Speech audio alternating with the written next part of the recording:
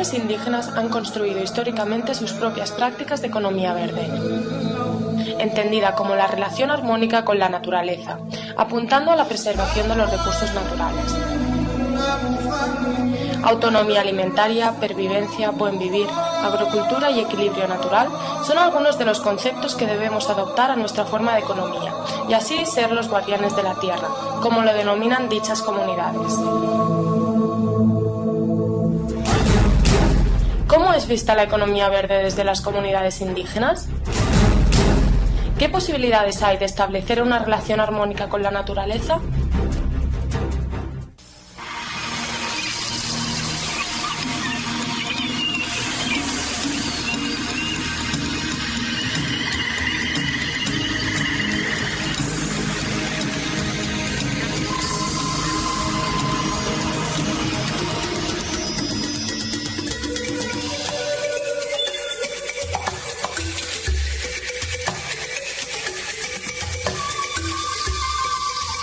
Bienvenidos nuevamente al programa Su Madre Naturaleza del canal Capital, Franja de Análisis. Hoy tenemos el gran honor de tener dos invitados que vienen de dos regiones del país, de la Sierra Nevada de Santa Marta, de Silvia Cauca. Dos personas que nos van a contribuir para ver la visión desde los pueblos indígenas de qué es ese tema de la economía verde. En programa anterior ya abordamos este tema y está en plena carpintería, estamos construyéndolo, pero por lo tanto nos interesa muchísimo saber qué piensan ustedes, qué están haciendo contribuyendo a la economía verde. Tenemos entonces hoy a Casocacu Busitana de la comunidad Aruaca de la Sierra Nevada de Santa Marta, y a José Felipe Hurtado Tombé Yazguén, que es su nombre real, del pueblo Misak de Silvia Cauca. Muy bienvenidos a este programa, su programa, para que ustedes sepan de que aquí en adelante, cuando ustedes quieran y los que tengan temas vengan a Bogotá, estaremos encantados y ojalá que pudiéramos también ir a visitarlos a sus comunidades. Bye. Bueno, vamos entonces a, ¿por qué no nos cuentas qué están haciendo ustedes en la Sierra Nevada contribuyendo precisamente a este tema de las economías verdes? Bueno, Duni, Margarita, muchas gracias al Canal Capital también por este espacio.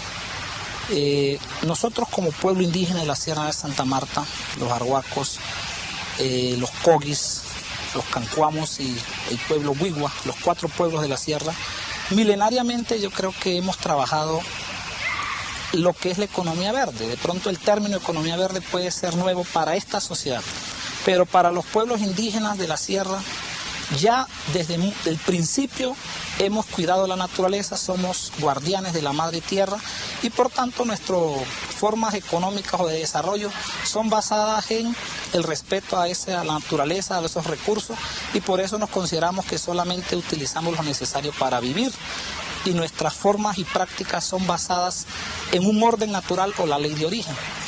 Si ya en concreto se tratara de responder qué estamos haciendo, nosotros los indígenas de la sierra hemos visto que es necesario, con todo lo que está pasando ahora con el cambio de clima y todas las políticas ambientales, nosotros hemos afianzado nuestro pensamiento milenario con base en procesos colectivos, como es por lo menos Café Aney que tenemos en la Sierra Nevada. Sí. Aney significa, es la marca, el café significa delicioso. Milenariamente los indígenas nunca hemos echado químico, el café lo tenemos... Pero perdón, ustedes tienen café en particular porque viven en un piso térmico, en una altura que les permite cultivar café. La sierra tiene todos los pisos térmicos y el café se cultiva en los pisos bajos. Ajá. Y clima medio, hasta 2.200 metros. Ajá. Perdona, entonces, ¿y ustedes viven en qué altura? A 2.800 metros. 2.800, casi mil más. Sí. ¿Pero allí no tienen café? No, es clima frío, parecido acá a Bogotá. ¿Y más frío? Trabajamos con piscicultura, más con temas de... O sea, son 2 tipos de producciones que contribuyen a la economía verde en 2 pisos térmicos distintos, en 2 regiones riquísimas biológicamente del país. Kazukaku, nuevamente, explícanos qué es lo que están haciendo con el café orgánico. Sí, bueno, hay que aclarar que nosotros no nos constituimos como una empresa comercial, sino es una asociación de productores agroecológicos tomando los pilares de nuestras culturas indígenas y campesinas de la sierra, donde nosotros lo que hemos hecho es un comercio justo y lograr que esos recursos que obtenemos con la venta del café orgánico no solo queden en manos de unas cuantas personas, sino se revierte a la comunidad en procesos sociales. Nosotros hablamos de la inversión social, entonces para hacer un camino, para hacer un colegio, donde no solo nos beneficiamos los que somos asociados, sino toda la comunidad. Tenemos un proceso que decimos, se teje el futuro en comunidad, eso es lo que hacemos. Y no solo es café, Margarita, el café es el pretexto. La sierra tiene todos los pisos térmicos, produce desde caña, produce café, produce yuca, plátano. Nosotros somos la verdadera autonomía alimentaria porque tenemos todos los procesos, los pisos térmicos, entonces intercambiamos esos productos en la economía solidaria o macuruma que llamamos nosotros, trueques. Entonces café es uno de los productos de exportación y que nos permite tener algunos recursos para la inversión social, al apoyo al fortalecimiento cultural de la sierra, pero tenemos todos los productos y el café no se siembra solo café, porque la tierra empieza a ser egoísta, se siembra café, en medio yuca, plátano, porque la gente no solo tiene que tener café, tiene que tener una comunidad de especies para que vivamos, como su nombre lo dice, en común unidad. En este contexto de la autonomía alimentaria que comentan, ¿cómo es en el caso de ustedes en el CID de Cauca en medio del conflicto? Porque sabemos muy bien que son dos contextos sociopolíticos distintos. Ustedes han estado en el ojo del huracán últimamente. Entonces cuéntenos aquí en Su Madre Naturaleza cómo manejan estos cultivos en medio de todo este problema de orden público. Pachite que se misaj, el año Namonio Linjate con Margarita Pay. Un saludo de hermandad del pueblo Misag. Nosotros somos hijos del agua, del aro iris, no es un arco, sino es un aro, y de los sueños. Entonces partimos desde ahí, como hijos del agua. Nosotros estamos ubicados al nororiente del departamento del Cauca, se llama Silvia Cauca. Nuestro territorio, el 70% es reserva natural. Y a través de nuestros procesos de lucha como pueblo Misag, de nuestra reivindicación hacia nuestros derechos, venimos fortaleciendo la educación propia, la autonomía, y estamos trabajando en los fundamentos de reconstrucción económica, social, política y medioambiental. Y en lo económico, la búsqueda de la autonomía como pueblo, venimos trabajando con la trucha arcoíris a través de pisciculturas, pero esto también es por familias. El Cabildo nos apoya todo el tiempo y otras instituciones que nos vienen apoyando. Es más hacia la autonomía alimentaria. Nosotros hablamos de la autonomía como pueblo. Ambos están hablando de autonomía alimentaria. Por lo tanto, están hablando de otro tipo de economías. Es importante que el país sepa cuáles son las economías que ustedes están manejando.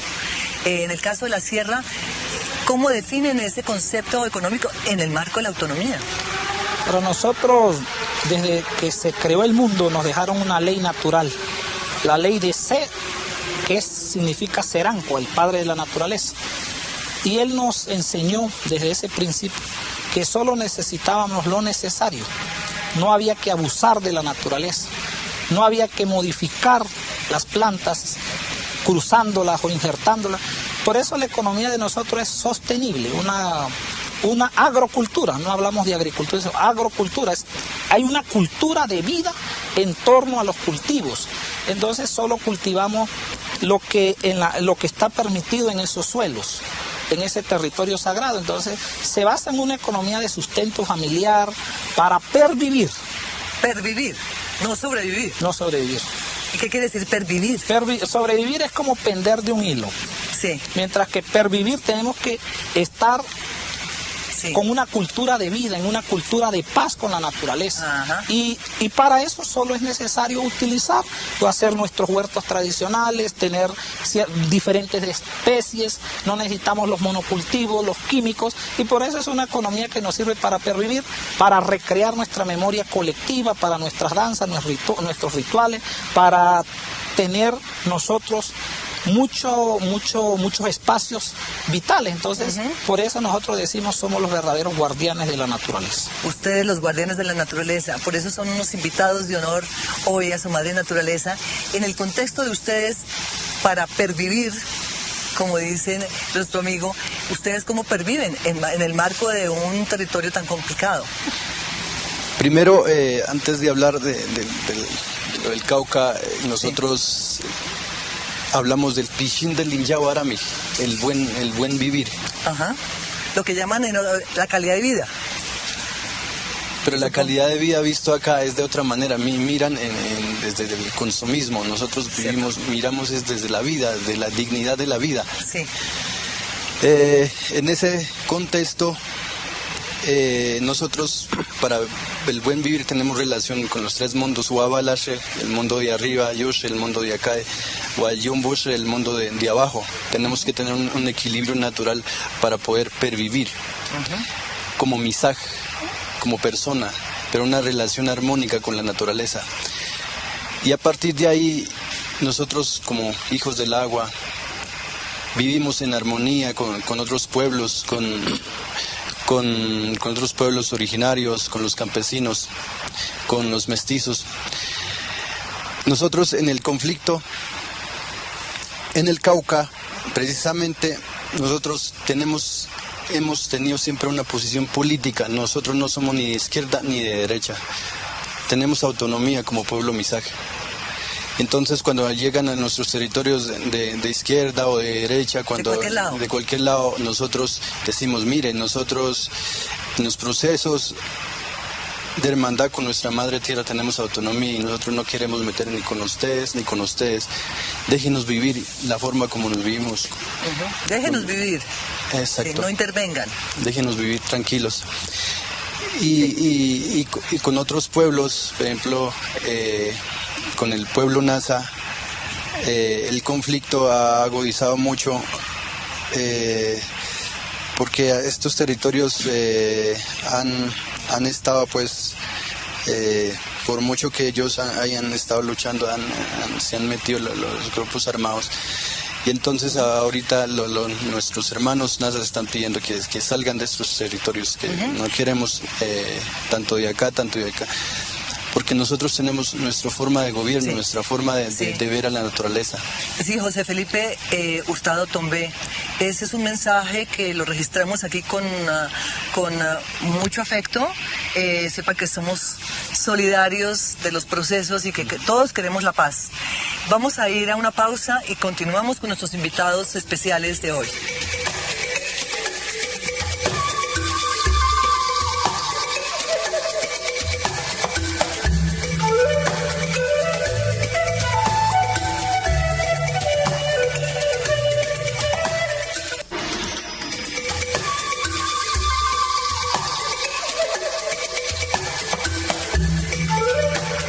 En el marco del 5º Congreso Internacional de Medio Ambiente que tuvo lugar en Bogotá en estos días, donde conocimos a los amigos que nos acompañan hoy en el panel, tuvimos también la ocasión de conversar con Mathis Wackernagel, suizo del mundo, suizo-alemán, y él que ha sido uno de los conceptualizadores del concepto de la huella ecológica.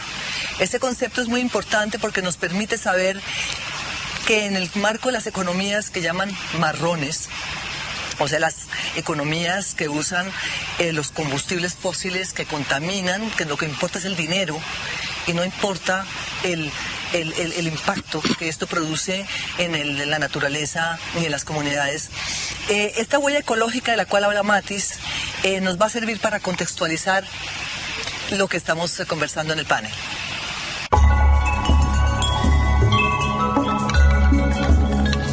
En el marco del 5º Congreso Internacional de Medio Ambiente que se llevó a cabo en Bogotá, Mathis Wackernagel, fundador y presidente de la Red Global de Huella Ecológica, habló sobre la subasta global de los recursos naturales y el manejo que se le debe dar. Entramos en una nueva época global, me parece, que llamamos la subasta global, donde estamos en una competencia cada vez más fuerte para los recursos.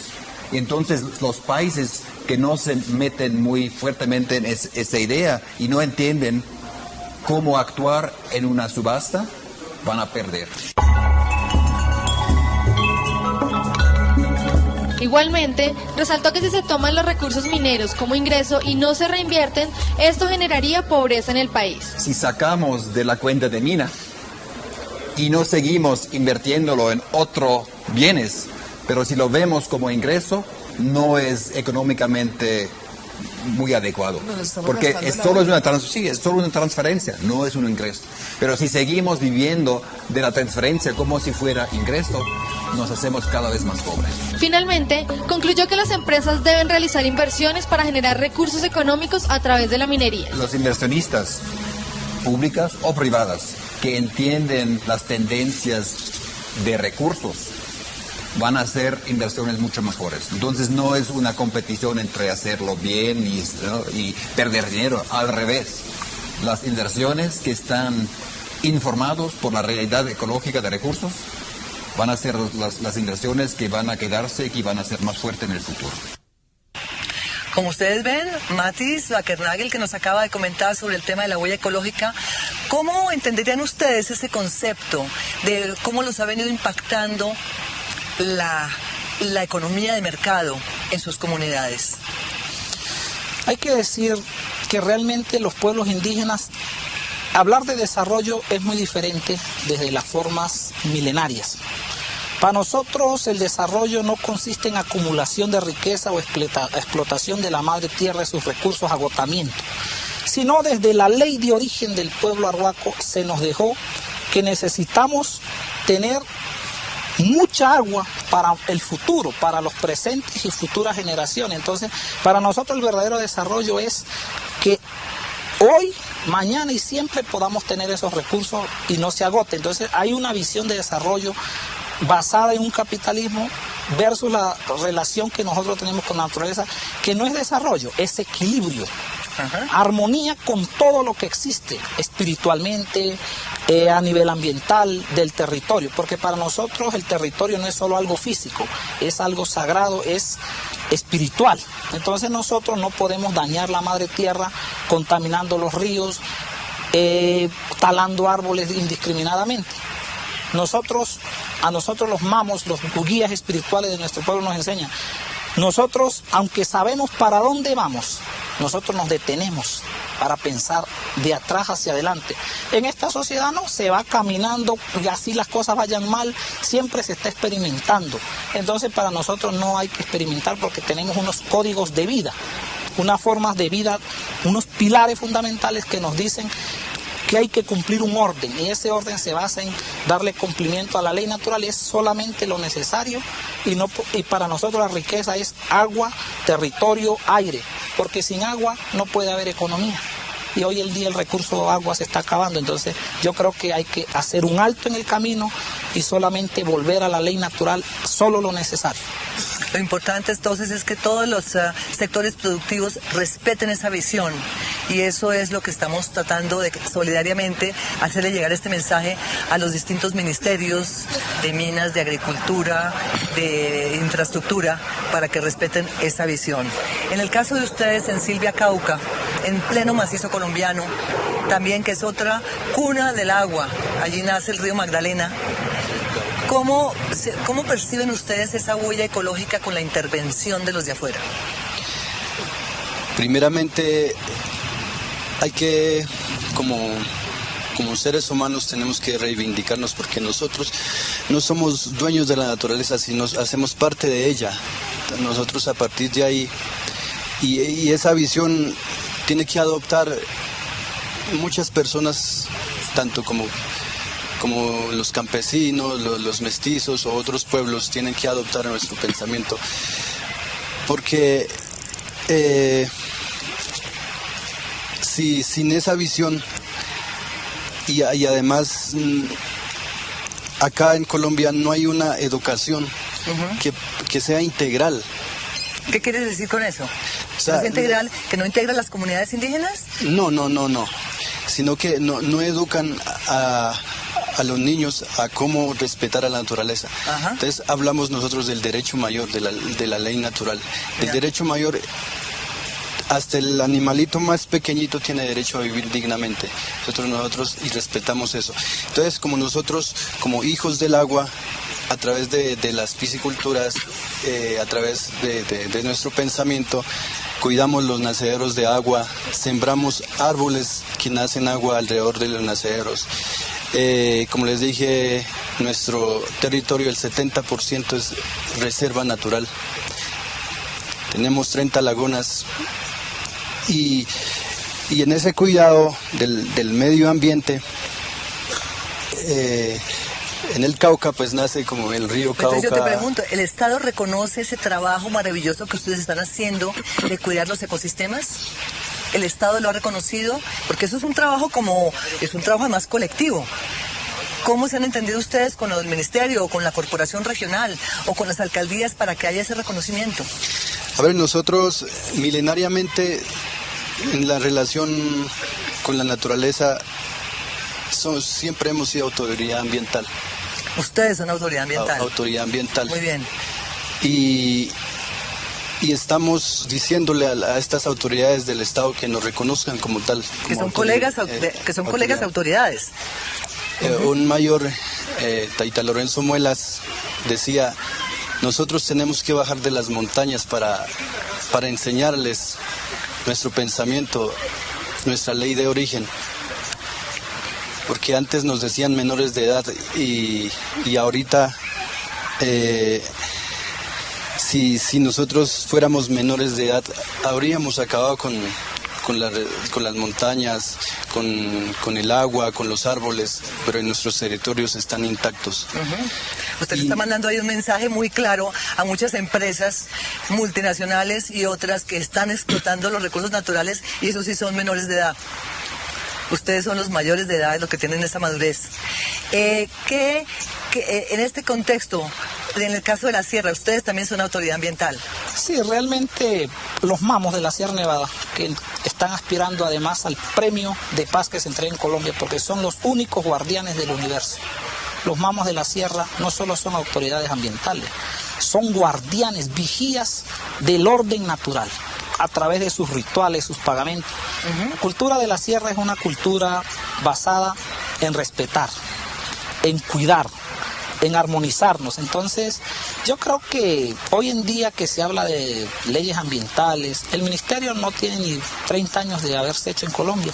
Los indígenas ya por el territorio, por lo ambiental, por el equilibrio, la ecología, milenariamente hemos trabajado.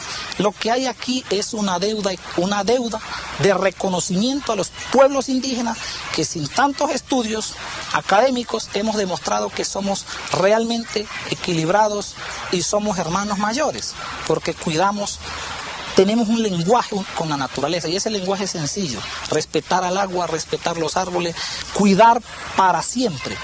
Entonces nosotros pensamos que en la sierra, por ejemplo, que tiene todos los pisos térmicos, tiene todos los climas, nosotros hemos sabido manejar esas 2.120.000 hectáreas a través de nuestros rituales. ¿Cuántas hectáreas? 2.120.000 hectáreas de territorio sagrado, donde nosotros cuidamos el bosque para que ese bosque y esos nevados le den agua a los 3 departamentos, Guajira, Cesar, Magdalena. Entonces realmente nosotros hablamos de lo que aquí en la sociedad mayoritaria de consumo hay, es un analfabetismo espiritual. ¿Por qué lo decimos? Porque analfabetismo no puede ser solamente el que no sabe internet o leer, es también no entender el lenguaje de la naturaleza, es tener un lenguaje humanoide, y nosotros el lenguaje es cosmocéntrico, el bienestar de todos, de la comunidad, de todos los seres humanos y vivos, incluso las piedras. Bueno, ustedes, por favor, vamos a ir a una pausa mientras ustedes internalizan lo que estos dos invitados maravillosos nos acaban de decir. Ya volvemos y seguiremos con el tema.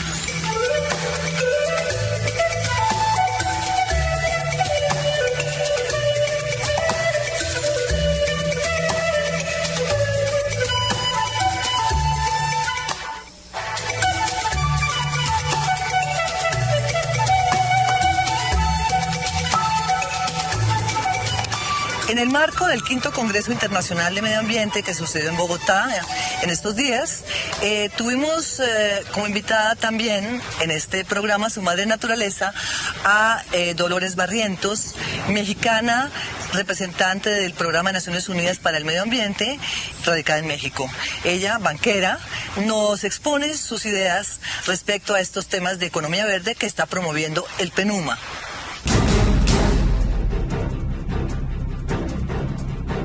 El PNUMA y Naciones Unidas está promoviendo que los países, nuestros países miembros, empiecen a cambiar sus patrones de producción, de consumo y de política económica y fiscal, en donde se favorezcan inversiones hacia sectores que son más limpios, que conservan mejor los recursos naturales, que se establezcan también desincentivos de mercado hacia sectores que están degradando de una manera muy rápida los recursos naturales, tanto en ecosistemas como biodiversidad.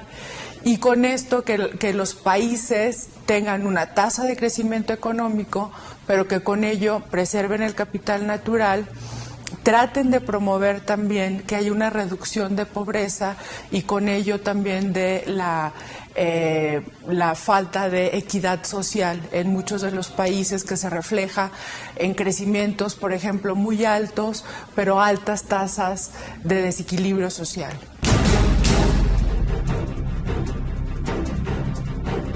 Si un país empieza a hacer las cosas empezando por gasto público de una manera más eficiente, direccionando o redireccionando el gasto público de sectores que están degradando el medio ambiente a sectores que cuidan el medio ambiente. Entonces, en ese sentido, nuestra hipótesis dice que los países en el largo plazo van a tener un mayor crecimiento económico, van a tener una reducción de la pobreza y con ello van a ser sociedades con tasas de mayor equidad social. Entonces, en ese sentido, lo que se hace en estos estudios de modelaje, por ejemplo, en el caso mexicano, en México, el gobierno mexicano subsidia la gasolina. Este subsidio de la gasolina en algunos años ha representado aproximadamente el 1% del PIB.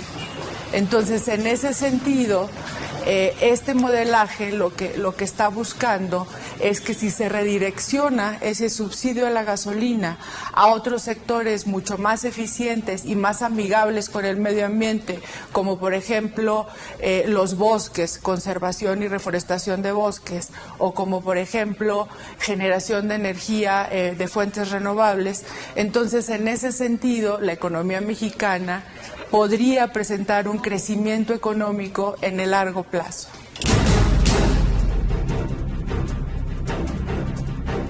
Los servicios ecosistémicos y la biodiversidad normalmente son servicios que no están valuados económicamente o que están subvaluados. Entonces, en ese sentido, su explotación desmedida ha sido mucho más rápida porque la mayoría de nuestros países se les observa como un bien público. Sí, por ejemplo, tenemos el caso no solamente de la minería, en donde las externalidades negativas no están cuantificadas por los países, ¿sí? Entonces, las externalidades positivas, que sería el valor económico de la extracción de esos recursos naturales, se la lleva quien tiene, por ejemplo, en este caso, la concesión. Y sin embargo, las externalidades negativas de haber hecho esa extracción en cuanto a contaminación de subsuelos, de aire, de agua y el costo de salud pública, eso lo tiene que absorber los gobiernos. Entonces, en la medida en que nuestros gobiernos y nuestros tomadores de decisiones no cuantifiquen tanto las externalidades positivas y negativas relacionados con los ecosistemas y la biodiversidad, en ese sentido su explotación va a ser mucho más rápida. Es tan importante para nosotros ese mensaje espiritual que ustedes nos traen a este programa, porque realmente estamos en un contexto de economía de mercado donde poco se habla de esa relación armónica con la naturaleza. ¿Cómo podemos aprender más de ustedes? ¿Cómo mejoramos esta relación para que nosotros realmente aprendamos ese mensaje? Para cada uno de ustedes, ¿qué proponen para que este programa sea ese vehículo también y contribuya a ese vehículo de aprendizaje con las comunidades indígenas? Desde mucho tiempo atrás, nuestros mamos, autoridades tradicionales, le han dicho al mundo como mensaje que es necesario vivir en paz con la naturaleza, que es necesario utilizar solamente lo que nos genere a nosotros vida y no procesos de muerte. Tanto químico, tanto avance tecnológico es importante, pero no es vital, no es trascendental para poder vivir. Entonces yo creo que el lenguaje que estamos hoy tratando de que nos entiendan es precisamente este tipo de iniciativas, de programas, que le lleguen a los niños. Como le decía el compañero, los niños son semillas y ellos son los que pueden multiplicar. No se puede construir solo basado en las teorías, solo basado en dibujos, en mucha televisión, sino desde la práctica. Nosotros la invitación que hacemos a reencontrarnos con la madre naturaleza.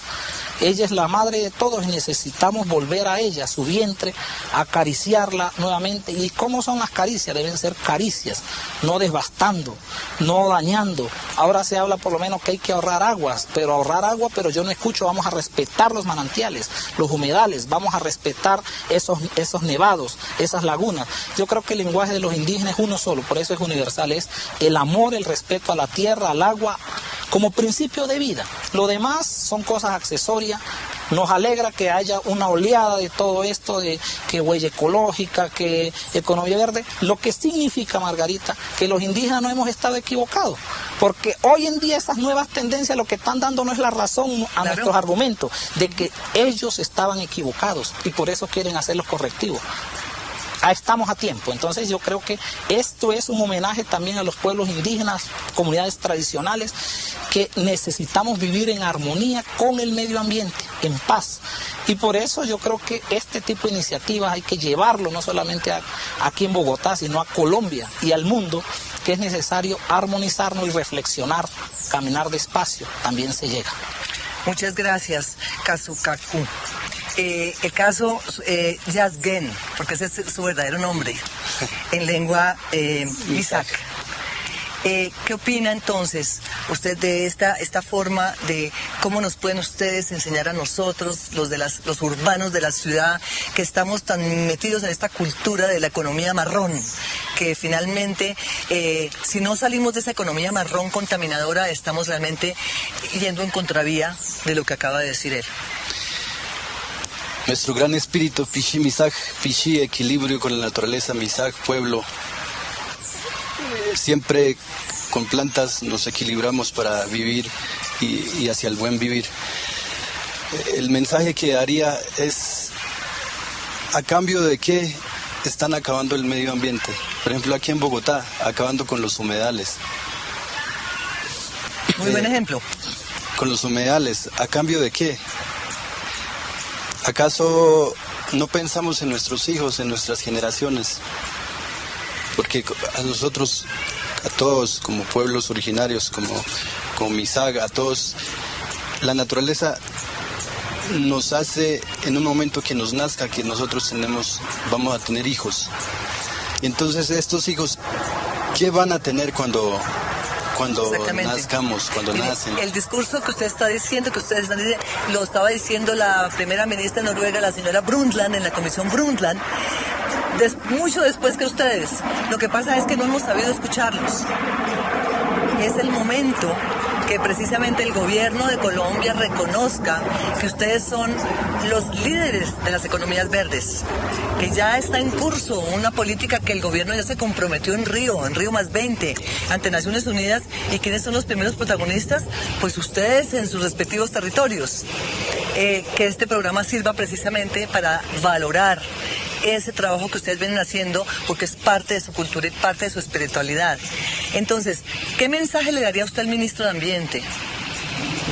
Bueno, de parte de los pueblos de la sierra, Yo creo que el Ministerio del Ambiente y el gobierno en general, por eso hay y al alcalde Petro, por supuesto. El alcalde Petro, el mensaje que le daríamos es que no se puede ejercer el derecho ambiental o la ecología desde los computadores. ¿Desde los computadores? No, si no se reforesta el pensamiento. Muy bien. En las escuelas, en los colegios, en las universidades, en la comunidad, de nada sirve que estemos hablando de política ambiental, que gobernanza del agua. Pero como dijo el compañero, hay que hacer un alto y ya parar de tanta desastre con la naturaleza. De nada nos sirven esos discursos.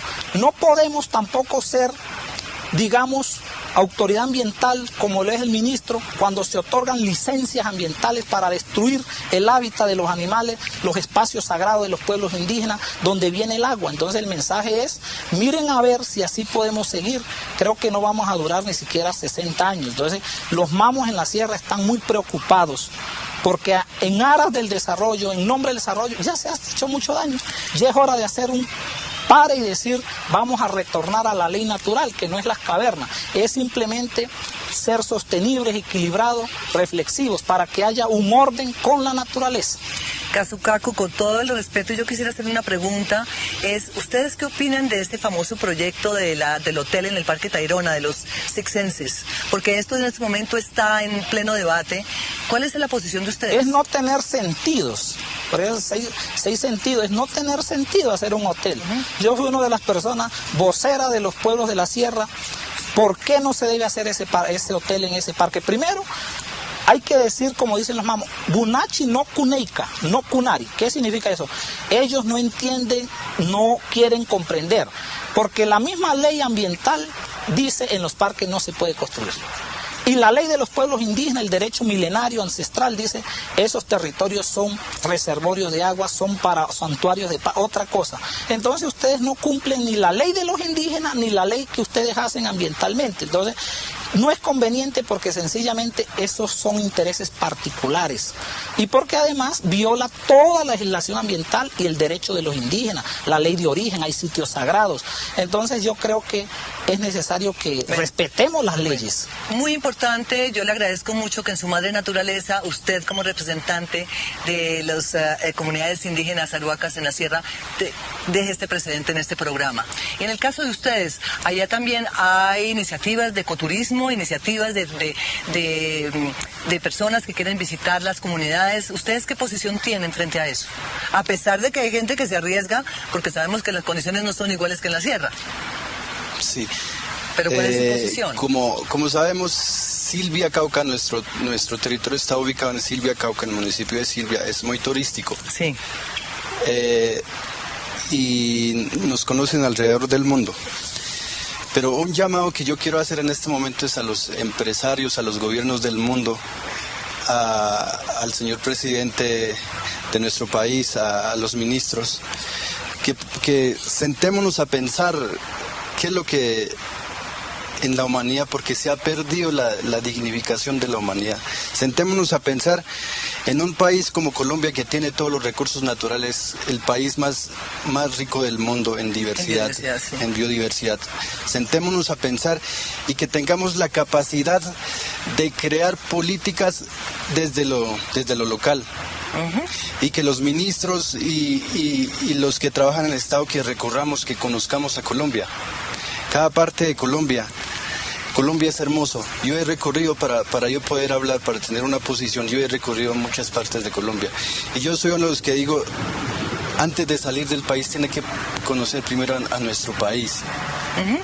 Primero nosotros somos pueblo misaje.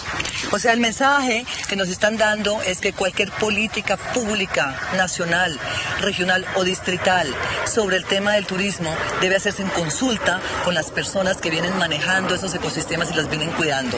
Ese mensaje queda claro y de nuestra parte, por supuesto, tienen todo el respaldo. Vamos a ir a una pausa y volvemos con los invitados.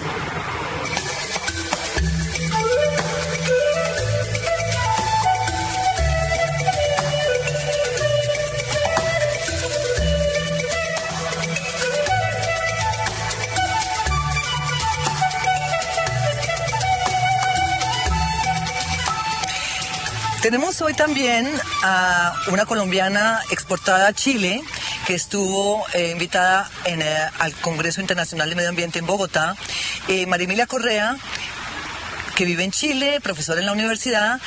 Cuéntenos qué es Triciclos, esa empresa categoría B, para que los televidentes entiendan qué quiere decir eso.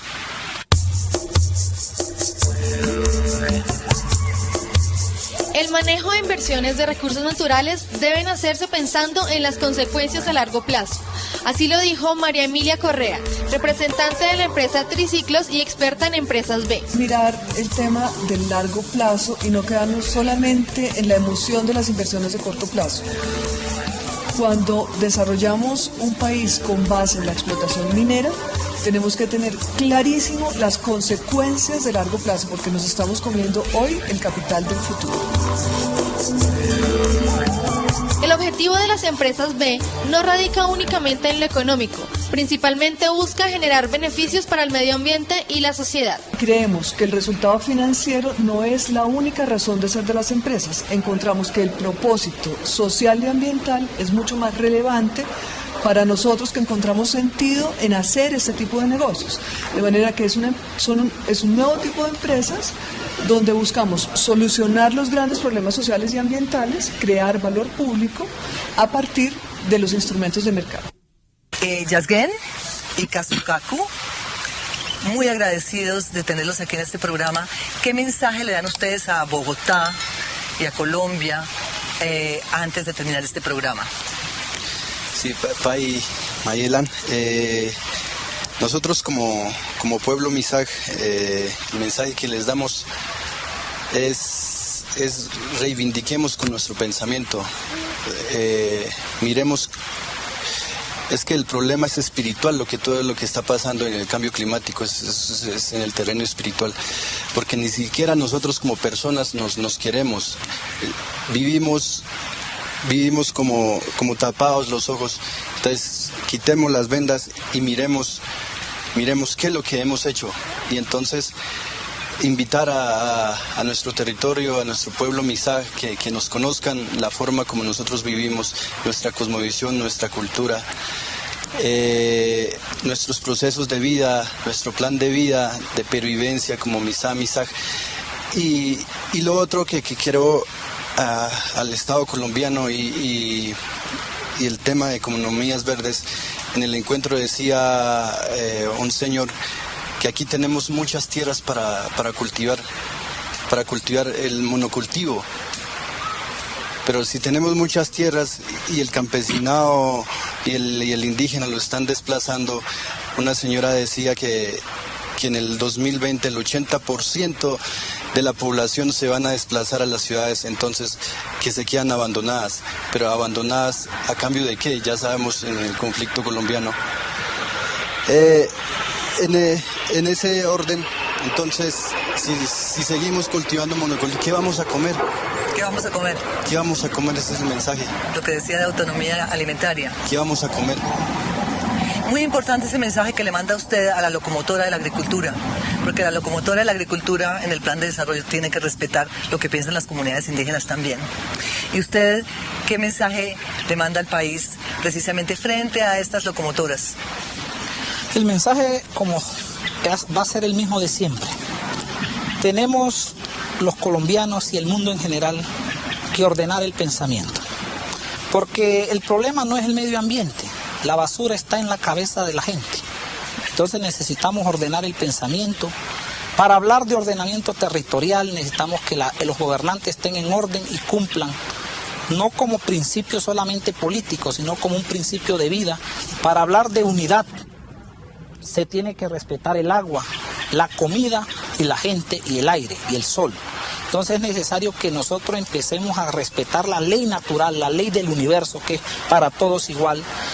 Y empecemos a hacer actos, no podemos solamente discursos, hacer actos para disminuir esa deuda ecológica, esa deuda planetaria, porque de lo contrario solamente serán discursos, muchas agendas, muchos talleres de medio ambiente, pero la naturaleza ya está pidiendo que nosotros nos ordenemos y empecemos a ser pacíficos con ella.